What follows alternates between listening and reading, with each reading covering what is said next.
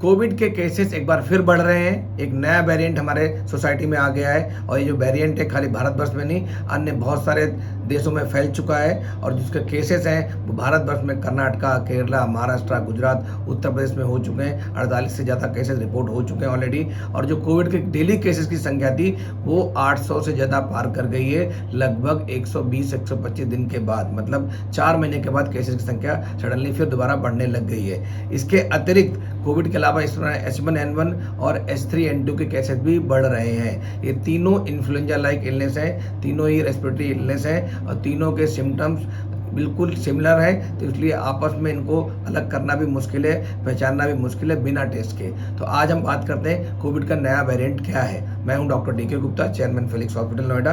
Covid का जो नया वेरिएंट आया है उसका नाम है XBB 1.16। ये XBB का ही डिसेंडेंट है या उसका ही वेरिएंट है, सब वेरिएंट है। और जो इसकी जो बात करें, जो इसमें जो म्यूटेशन हुई है वो स्पाइक में ना होकर इसका दूसरा जो बॉडी स्ट्रक्चर है उसके अंदर म्यूटेशन हुई है। इसकी वजह से इसमें कुछ लोग कह रहे हैं कि इम्यूनिटी को एस्केप कर सकता है। और इसका जैसा हमने देखा कि इसका जो मेन फैमिली है वायरस की वो है ओमिक्रॉन फैमिली का है। तो ओमिक्रॉन जो फैमिली के वायरस थे, जो कोविड वायरस थे, वो वायरस पहले से ही ज़्यादा तेज फैलते थे, उनका ट्रांसमिशन रेट या स्प्रेड रेट हाई था। तो कहीं ना कहीं इसके अंदर क्षमता हो सकती है कि तेज़ी से फैले। तो इसलिए हम सबको अपना मास्क अप करने की ज़रूरत है, प्रिवेंशन के मेथड्स को दोबारा चेक करने की ज़रूरत है। सबको बार बार हाथ धोने चाहिए, साफ करने चाहिए, मास्क लगाना चाहिए, भीड़ भाड़ वाले इलाकों में नहीं जाना चाहिए, अपने नाक, मुंह और आंखों को बार बार हाथों से नहीं छूना चाहिए। जब भी अगर बाहर जाते हैं तो आपको मास्क पहनना चाहिए। और अगर आपको कोई सिम्टम्स हैं जिसमें खांसी है, जुकाम है, गले में दर्द है, बुखार है, या आपको बॉडी एक है, हेडेक है, थकान है, या लूज मोशन, वॉमिटिंग जैसे सिम्टम्स आ रहे हैं, तो ये कोविड के सिम्टम्स हो सकते हैं। या सेम सिम्टम्स ऐसे ही H3N2 या H1N1 में भी हो सकते हैं। तो आपको तुरंत मास्क लगाना चाहिए, अपने आप को आइसोलेट करना चाहिए और अपने सिम्टम्स को मॉनिटर करना चाहिए। और घर में खूब सारे तरल पदार्थों का सेवन करना चाहिए, बेड रेस्ट करना चाहिए, नींद लेनी चाहिए, सिम्टोमेटिक डॉक्टर की सलाह अनुसार इलाज करवाना चाहिए।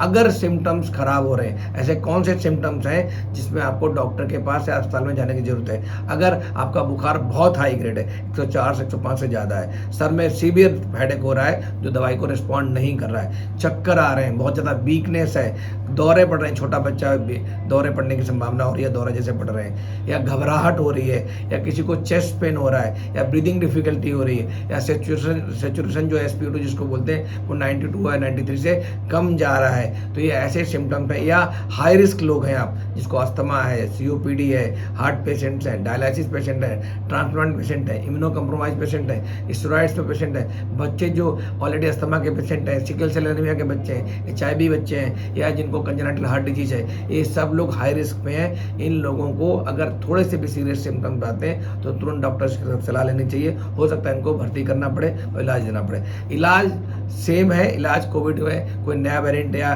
H3N2 का कोई सिम्टोमेटिक ही इलाज है अभी तक, तो इसलिए इलाज कर सकते हैं, इलाज हो सकता है। सिर्फ हमको अर्ली डायग्नोसिस पे फोकस करना है और अर्ली और एग्रेसिव ट्रीटमेंट पे फोकस करना है। Thank you so much.